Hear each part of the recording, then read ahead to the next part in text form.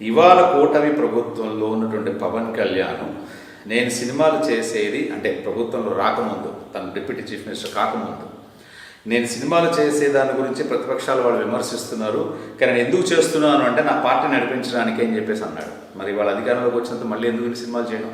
ఇవన్నీ ఏంటంటే రాజకీయాలు చేయొచ్చు, కానీ ఇంత దిగజారి చేయాల్సిన అవసరం లేదు.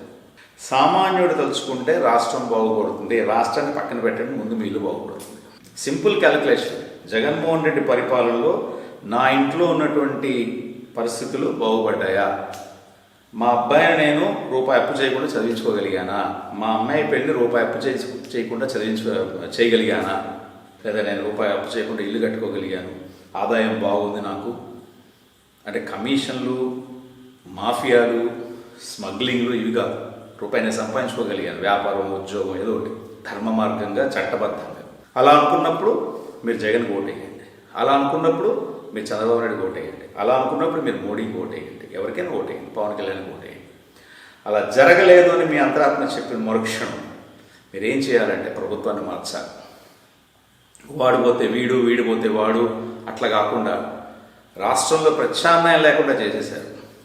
మూడో పార్టీకి అవకాశం లేకుండా వీళ్ళిద్దరు కలిసి కుమ్మక్కై చేశారు. ఇది చాలామంది తెలియదు ఈ విషయం, చాలామంది కదా, ఎవరికి తెలియదు.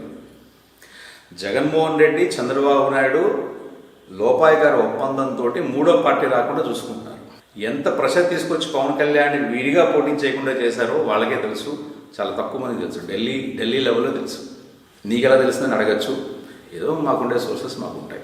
అంత ప్రజాదరణ కలిగినటువంటి పవన్ కళ్యాణ్, అంత ప్రజాదరణ కనుక నిజంగా కలిగినటువంటి వ్యక్తి అయితే అతను సొంతంగా పోటీ చేసేవాడిగా. ఎలక్షన్ కాకముందు వరకు, ఎలక్షన్ అయిన తర్వాత పదవిలోకి వచ్చిన దగ్గర నుంచి అతని ప్రవర్తన ఎన్ని రూపాలు మార్చాడు, ఎన్ని అవతారాలు మార్చాడు మీరు చూడండి. క్రైస్తవ సోదరుల మెప్పు పొందడం కోసం కొంతకాలం తను క్రైస్తవుడని చెప్పుకున్నాడు. తర్వాత సనాతన ధర్మం అన్నాడు.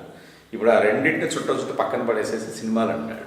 ఇవన్నీ కొన్ని వేల ఉదాహరణలు ఒక్క మన రాష్ట్రంలోనే కాదు, ప్రపంచవ్యాప్తంగా ఇదే ప్రాబ్లం.